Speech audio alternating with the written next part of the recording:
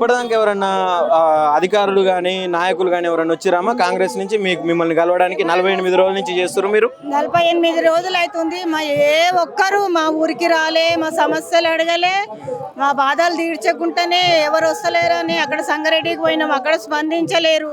అక్కడ ఒక లెటర్ ఇవ్వడం జరిగింది, అక్కడ ఇచ్చేసి కాసేపు మా గోడేదో చెప్పుకున్నాం మీడియా మిత్రులు వస్తే. అక్కడి నుంచి ఇక ఎమ్మెల్యే దాకా పోయినా, ఎమ్మెల్యే కూడా రాలేడు మా దిక్కు. ఎమ్మెల్యే రాకపోతే కూడా మేమే పోయినాము, ఆయన వస్తలేడు కదా. అప్పటికే 1 రోజులు అయింది. అయితే మేము పోయినాము అక్కడికి. పోతే ఇన్ని రోజులకు వాళ్ళు ఏంది ఇప్పుడు గుర్తొచ్చిందా నేను మీకు? ఇన్ని రోజులకు వాళ్ళు ఏడికి పోయినాం అంటే, అన్న ఎమ్మెల్యే అన్న నా దగ్గరికి మీరు రావాలనా లేక మేమే నీ దగ్గరికి రావాలనా? మా గూడెం మేము మా ఊరు ఎట్లా అంటే ఒక దొంగతనం చేసినట్టు, మా ఊరు ఏమన్నా దోసుకొచ్చినట్టుగా పోలీసు బందోబస్తు మా చుట్టూ. మిమ్మల్ని ఒక గుడికి పోదామంటే కూడా మమ్మల్ని గుడికి పోనీయలేరు. మా పక్కకు పోలీసు వాళ్ళు, మా ముంగట వ్యాన్లు. ఎందుకు? ఏం దొంగతనం చేసినాం మేము? ఏం పాపం చేసినాం మేము? ఆ రాత్రి వచ్చి మా పిల్లల్ని అరెస్ట్ చేసిరు. ఎందు గురించి? మాకు ఎలాంటి మాకు ఆ డంపేయర్ అంటేనే మాకు తెలియదు, అది ఏందో కూడా మాకు తెలియదు. పోలీసు వాళ్ళు ఇంటి ముంగట ఉంటే మా పిల్లలు ఇక్కడ సిటీలో పని చేసుకుంటారు. వస్తే మేమేమనుకున్నామంటే మా పిల్లలు ఏమన్నా యాక్సిడెంట్ చేసి వచ్చిరేమో, పోలీసు వాళ్ళు వచ్చిరని మేము అనుకున్నాం. అప్పటిదాకా పోలీసు వాళ్ళు వచ్చి మా ఇంటి ముంగడికి వచ్చేదాకా కూడా మాకు తెలియదు. ఎంతమంది వచ్చిర్రు ఫస్ట్? అంటే మీకు పోలీసు వాళ్ళు ఇది స్టార్ట్ అయినప్పుడు ఎప్పుడు వచ్చిర్రు, ఎంతమంది వచ్చిర్రు? ఫస్ట్ 400 మంది వచ్చారు రాత్రిలా, 400 మంది వచ్చారు రాత్రి. కాకపోతే పోలీసు వాళ్ళు చేసింది ఒక వేదక మాకు మంచి పని చేసిరు. ఎందుకంటే ఇది 3 ఏళ్ల నుంచి సంవత్సరం నుంచి జరుగుతున్న ప్లాన్ ఇది. కాకపోతే ఆ రోజు రాత్రిలో పోలీసు వాళ్ళు వచ్చి మా పిల్లల్ని తీసుకుపోగుట్లా మాకు అర్థమైపోయింది, ఊరు మొత్తం తెలిసిపోయింది. వాళ్ళు కూడా ఒక రకంగా మాకు మేలే చేసింది.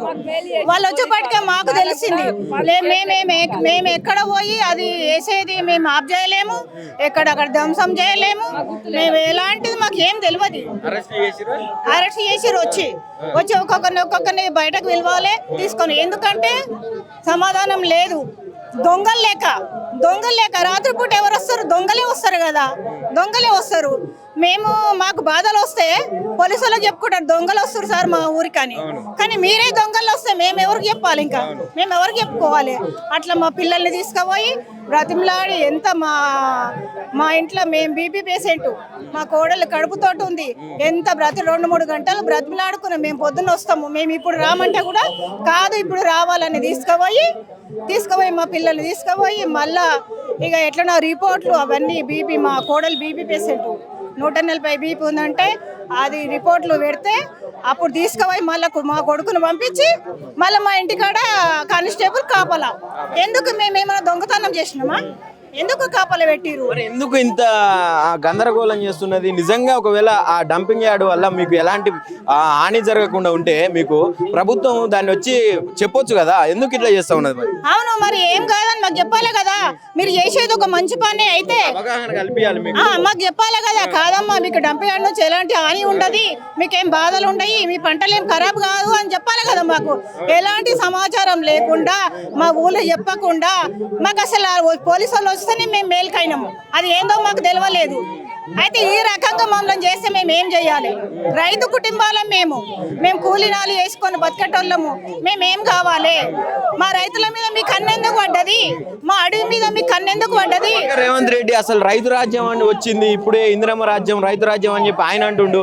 ఇట్లా ఇప్పుడు మన 15 నెలల నుంచి ఎక్కడ చూసినా కూడా రైతాంగం అంతా కుంటుపడిన వ్యవస్థ కనిపిస్తా ఉన్నది. ఏం చెప్తావు మీరు? ఇప్పుడు తెలుస్తూనే ఉంది కదా. ఇప్పుడు రైతును వాదుకుంటున్నాడా, రైతు నాశనం చేస్తున్నాడా? ఇప్పుడు తెలుస్తూనే ఉంది కదా ఆయన చేసేది. అవును, మరి ఎందుకంటే మా చెప్పుతోటి మేమే కొట్టుకోవాలి కదా. మేము ఓట్లు వేసినాం కదా, మాకు అదే బూటుతోటి మాకు బూటు దెబ్బ కొడుతున్నారు, మమ్మల్ని బతకనీయకుండా. మరి మా సేవల మీద కూడా కట్టుకోమని, మరి డంపేడు కట్టుకోమని ఆ రకంగానన్నా అదే ఒక పేరే ఉంటది కదా ఆయనకు. మరి ప్రభుత్వం ఏమన్నా వెనకకు పోయే ఛాన్సెస్ కనపడుతున్నాయా? మేము అదే వేడుకుంటున్నాము. మేము శాంతియుతంగా చేస్తున్నాం. మేము ఆ ధర్నాలు కూడా, మేము ఢిల్లీ నిరాహార దీక్ష కూడా శాంతియుతంగా చేస్తున్నాము. మేము వేడుకుంటున్నాము కానీ ఇంకా దిగి రావాలి. మీరు దిగి రాకపోతే మటుకు చెప్తున్నాము, అందరికి చెప్తున్నాము, దిగి రాకపోతే మేము లాస్ట్కి ఏం చేయాలన్నా మేము అది చేస్తాం. చెప్పమ్మా, ఏం జరిగింది అసలు? ఇప్పుడు ఆ రోజా ఆ రోజు ఏం జరిగిందంటే ఇదే తెల్లని దాకా వచ్చిర్రు పోలీసు వాళ్ళు మా పిల్లలను పట్టుకపోయారు. పట్టుకపోతే ఎందుకు పట్టుకపోయారు అని చెప్పి తెల్లారి మళ్ళీ వచ్చిర్రు. వచ్చినాక ఎందుకు తీసుకుపోయారు అంటే ఎవ్వరు సమాధానం చెప్తలేరు. చెప్పాక ఏమన్నారంటే డంపిఆర్ వేస్తున్నాం అని అప్పుడు చెప్పిర్రు. చెప్పే వరకు మా పిల్లలు ఏం చేసిర్రు, మమ్మల్ని ఇజ్జత్ లేకుండా తెల్లని దాకా తీసుకుపోయారు అని చెప్పి డబ్బున పొద్దున పోయి మా పిల్లలంతా అది ఏమది టవర్ ఎక్కిరు. టవర్ ఎక్కి మేము కాల్చుకొని చనిపోతామని చెప్పి టవర్ ఎక్కిరు.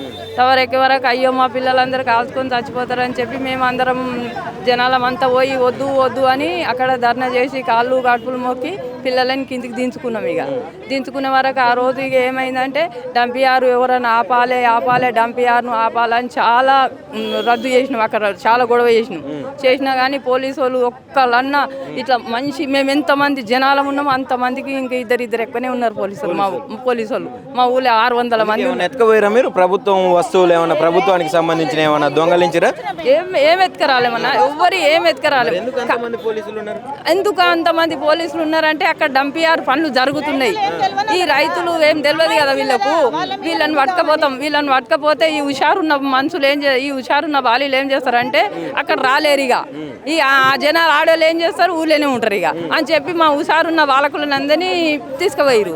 ఇక వాళ్ళు మళ్ళీ వచ్చినాక డంపిఆర్ కాడికి పోకుండా మాకు మొత్తం చుట్టూ కావాలన్నారు పోలీసు సెక్యూరిటీ ఉన్నారు. ఒక 14 రోజులు ఉన్నారు. ఒక రోజు కాదు 14 రోజులు ఉన్నారు. అక్కడికి 14 రోజులు గడిచిపోయినాక ఒక్కొక్కరు కొంచెం మంది తక్కువ అయిపోయారు. పోలీసు వాళ్ళు మొత్తం తక్కువ దాకుకున్నాం. మొత్తం 30 రోజుల వరకు అంటే పోలీసు వాళ్ళు అప్పుడు తక్కువయ్యారు. అప్పుడు తక్కువైనాక ఇప్పటి వరకు ఎవ్వరు వస్తలేరు. ఏం చేద్దాం, మన బాధ చెప్పుకుందాం. మరి ఎమ్మెల్యే నన్ను ఉన్నాడు కదా, మాకు ఒక ఆధారి 15 సంవత్సరాలకు ఆయనే ఉన్నాడు కదా, ఆయన కన్నా చెప్పుకుందాం, మా గోస చెప్పుకుందాం అని చెప్పి పోయినాం. ఆయన దగ్గరికి పోతాకల్లా నమస్తే నాయన అంటే ఎక్కడ వచ్చిరమ్మాట, ఇక్కడ వచ్చినాం అని చెప్తే ఏమన్నాడంటే ఎందుకు వచ్చిరు, ఏం పని మీద వచ్చిరంటే ఇట్లా డంపిఆర్ గురించి వచ్చినాం అనగానే ఆ డంపిఆర్ పనులు ఎప్పుడో అయిపోయినాయి. ఇవాళ 30 రోజులకు నేను గుర్తుకొచ్చినా మీకు అయిపోయిన పొర్రి అని చెప్పి అట్లా నువ్వు చెప్తే అయిపోయిందంటే మేము ఎట్లా బతాం నాయన అని అది ఆడితే ఇక మమ్మల్ని తిట్టకుండా తిట్టి పోతారా బయటకు, లేకపోతే మెడల్ పట్టి బయటకు నూపాలన్నా, ఎమ్మెల్యే బయటకు నూపాలన్నా అన్నాడు. కాకపోతే ఆయన కూడా మేలు పని చేసిండు. మమ్మల్ని కోపంతో తిట్టింది కదా, తిట్టిన మాట ఆయనది కూడా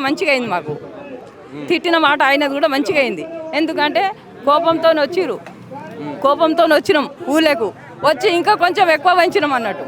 ఇక ఎక్కువ పెంచి ఆ రోజే ఆల్ ఇండియా మొత్తం గుర్తయ్యేటట్టు ఈ వీడియో పోయింది ఆ రోజు తెల్లారి. అన్న ఇప్పటికైనా కానీ డంపిఆర్ని ఆపుకునే పరిస్థితి చూసుకోవాలి. రేవంత్ అన్న, మైపాల్ అన్న దండం పెట్టి చెప్తున్నాం, కాలు మొక్కి చెప్తున్నాం, మర్యాదతో చెప్తున్నాం, ఇప్పటికైనా డంపిఆర్ని తీసేయాలి అంతవరకు. మీ పేరమ్మా? నా పేరు శాంతమ్మ. ఎన్ని రోజుల నుంచి జరుగుతుంది పోరాటం? ఎప్పటి నుంచి? 48 రోజులే ఇప్పుడు ధర్నా చేయబట్టి. 48 రోజులే సార్. మాకు ఎక్కడ ఏం లేదు. మేము మంచిగా ఉన్నాం. పొద్దున్నాక కష్టం చేసుకొని నైట్ మంచిగానే ఉన్నాం. ఆ రోజు మా ఊళ్ళో దేవుంది చావ తీసిరు. మా చావ తీసి పిల్లలందరూ మంచిగా ఆటపాటలతో చావ తీసుకున్నాం. ఎవరి ఇళ్ళ కాళ్ళు పోయి ఇట్లా అన్నం తిందామన్న టైంకే కానీ అనాదనం పోలీసు వాళ్ళు వచ్చేసారు. నైటే వచ్చారు. పోలీసు వాళ్ళు ఎందుకు వస్తారన్న? ప్రజల దిక్కు ఉండాలి కానీ దొంగల కాపలు కాయొద్దు కదా. మేమేం దొంగతనం చేసినాం? మా పిల్లలు ఏం దొంగతనం చేసారు? ఏమన్నా దోసుకొచ్చిరా, ఎవరన్నా చంపొచ్చిండ్రా? అనాదనం వచ్చారు. పిల్లల్ని అందరం తెలంగాణ తీసుకుపోయిండ్రు. తెలంగాణ ఒక్క మనిషి లేకుండా మొగోళ్ళని తెలంగాణ మొత్తం తీసుకుపోయారు. మొగోళ్ళని తీసుకుపోయారు. తెల్లాలే చూసాక ఎక్కడ మగపిల్లలు లేరు, అంత ఆడోళ్ళం అయిపోయినాం. మొత్తం మూల బందోబస్తు పోలీస్ మింట్రీని దించిండ్రు పోలీస్. మరి మాకు మేము మంచిగా పొద్దున్న పనులు చేసుకున్నాము. నైట్ మా పిల్లలు దేవుని చావ తీసుకున్నారు, ఆడుకున్నారు, పాడుకున్నారు. దేవునికి ఏదో శాంతి పెట్టుకున్నాం, నైవేద్యం పెట్టినాం, ప్రసాదం తింటున్నారు పిల్లలు అంతే. ఇంకా అన్నాలు కూడా తినలేరు. ఒకరొకరు ఇట్లా ప్రసాదం తీసుకొని తింటున్నారు. అందరం ఇట్లా మాట్లాడుకుంటారు. అక్కడక్కడ కూకొని కొంతమంది వండుకూరు, కొంతమంది కూకుండే ఉన్నారు. ఇంకా కథం డోర్ కొట్టాలి. ఇగో నేను నీటి దాకా రమ్మంటుండే ఎస్ఐ మాట్లాడతాను, కారు దాకా రమ్మంటుండే అనుకుంటా అందరినీ కారాలు ఎక్కించుకోవాలి, పీకాలి. మొత్తం ఇదే పనిగా తెలంగాణ. నిజంగా ఒకవేళ వాళ్ళు చేసేది మంచి పని అయితే మీకు చెప్పొచ్చు కదా, ప్రజలకు అందరినీ కూర్చోబెట్టి ఇది జరుగుతుంది, మీ ఏరియాకు మంచి జరుగుతుంది అని చెప్పొచ్చు కదా. మరి ఎందుకు వాళ్ళని తీసుకుపోయినట్టు తెలియదు. ఒకవేళ డంపిఆర్ వేసి చూడకూడనా అమ్మ మీ ఊళ్ళో మేము డంపియార్ వేస్తాము, గ్రామ సంఘం ఉన్నది మా దగ్గర పంచాయతీ ఆఫీస్ ఉంది కదా, మరి పంచాయతీ ఆఫీస్ కాడ పెట్టి గ్రామ సంఘం మీటింగ్ పెట్టి పబ్లిక్ని అందరిని ఊకుండా పెట్టి మీ ఊళ్ళో ఇది చేస్తున్నాం మేము, మరి మీరు అందరూ సరే ఒప్పుకుంటారా, ఒప్పుకోరని మమ్మల్ని అడగాలి కదా, మా ఊరు ఆ ఉద్దేశం తీసుకోవాలి కదా, ఎవరిని అడగలేరు, వాళ్ళ రాజ్యం వాళ్ళ చేతులు ఉంది కదా, అంత వాళ్ళ ఇష్టమేనాగా, మా ఊళ్ళతో ఇష్టం లేదా, ఓటు వేసినప్పుడు మాత్రమే మేము కనబడతాం, కానీ తర్వాత మేము కనబడమా ఏ నాయకునికి? అసలు రైతు రాజ్యం తెచ్చిన అంటుండు, ప్రజాపాలన అంటుండు, ఇదే అసలైన రైతు రాజ్యం అంటుండు, మార్పు కావాలని చెప్పి ఓట్లు వేసారు, గెలిపించుకున్నారు. ఇప్పుడు నేను రైతులకు ముఖ్యంగా మంచిగా చేస్తున్నా అని చెప్పి రేవంత్ రెడ్డి చెప్తుండు. మరి ఏదన్నా ఏది ఇప్పుడు నిజం? ఇప్పుడు గెలిచి ఎన్ని రోజులు కాలేడు కదా, ఇప్పుడు మా ఊరు నువ్వు గెలిస్తేనే మా ఊరికి ఒక దరిద్రాన్ని తెస్తావు, ఇక మాకు ఏం కనిపి మాకేడ నిమ్మడం ఉంది జీవికి చెప్పు. నువ్వు ఇప్పుడు వచ్చి తెచ్చిపెట్టినావు, పెద్ద పిడుదు తెచ్చిపెట్టినావు మా మీద, ఇప్పుడు మా పిల్లలు చచ్చిపోయే కాలం తెచ్చినావు, ఇక మేము మంచిదాన్ని ఏడ నమ్మాలి ఇంకా నేను చెప్పు? అది తీసేయి, మంచోడ మనం ఇప్పటికైనా నమ్ముతాం. ఇంకా ఇప్పుడు అది నువ్వు తీసేసినాక నువ్వే దేవుడు అనుకుంటాం. ఇక ఇప్పుడు ఉన్న వాళ్ళంతా తీసేసే వైఖరి ఏమైనా కనిపిస్తుందా? ప్రభుత్వం స్పందిస్తుందా? ఎవ్వరు ఇంకా ఇప్పటి వరకు ఒక్కరు కూడా పర్మిషన్ ఇట్లా చెప్తలేరు, ఇది పోతుంది ఉంటుంది అని ఒక్కరు కూడా చెప్తలేరు. ఒక్కడు మా ముందరికి వచ్చిన నాయకుడే లేడు, ఒక్క దొంగలు ఎక్కడున్నారో తెలుస్తలేదు, మొత్తం కారు లైన్ కట్టిరు, మొత్తం నామినేషన్ లేచి నుంచి వానెనక వీడు వీనెనక వాడు, వానెనక వీడు వీనెనక వాడు, ఇప్పుడు ఎవడో దిక్కులేడు. 48 రోజుల కోలే చచ్చిపోతున్నాం ఎండల మేము. నిన్న వాన పడ్డది, టెంట్ కూలిపోయింది, అయినా మహిళలు మొత్తం ఆనల్లో కూకున్నాం, రాళ్ళు పడుతున్నాయి, మేము చచ్చిపోయినా సరే ఆ డంపియార్ వాడి అక్కడ చచ్చిపోయే వదలు ఇప్పుడు చచ్చిపోతానన్నా, ఇప్పుడన్నా ఈ రాజ్యానికి కళ్ళు తెరుస్తారేమో, ఈ డంపియార్ ఆపితే మా పిల్లలకన్నా న్యాయం జరుగుతుందేమో అని నిన్న ఆనల్లే కూకున్నాం మేము, అట్లనే కూర్చున్నాం. కానీ ఎందుకు నువ్వు చేసింది న్యాయం ఏడుంది? ఎవడో చేయొచ్చు దొంగ, మేము కాదంటలేము, నువ్వు చేయలేవు, ఫస్ట్ వాడు పెట్టిపోతేనే వెనుకోడు మరేస్తాడు కమ్మ, వాడు పెట్టిపోవచ్చు.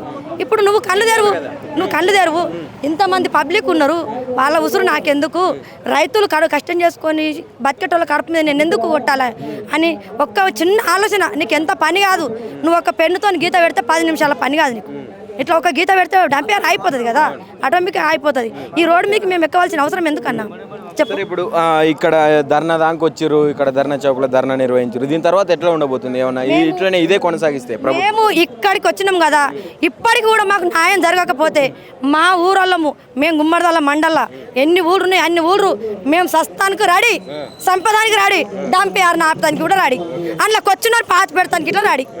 జై జవాన్, జై జవాన్, జై జవాన్. ఆడోళ్ళం మాత్రం మేమే పోతాం, మా మగపిల్లలను దోలియం, ఆడోళ్ళం పోతాం.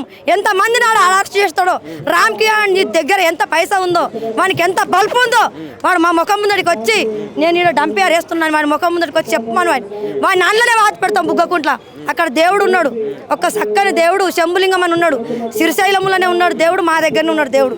ఆయన పక్క పంట వీడు డంపియార్ వేస్తున్నాడు, వానికి మంచిది కాదు, ఆడు బుద్ధి మార్చుకొని వెనక మర్రిపోమని చెప్తున్నాం, ఆయనకి పానభిక్ష పెడతాం, లేకపోతే అదే బుగ్గకుంటామని బొంద పెడతామని చెప్తుండే. నేను ఒక మహిళగా చెప్తున్నా, ముందడుగు నాదే ఉంటుంది, సస్తానికి ఇట్లా నేనే ఉంటా, ఇది నా పోరాటం.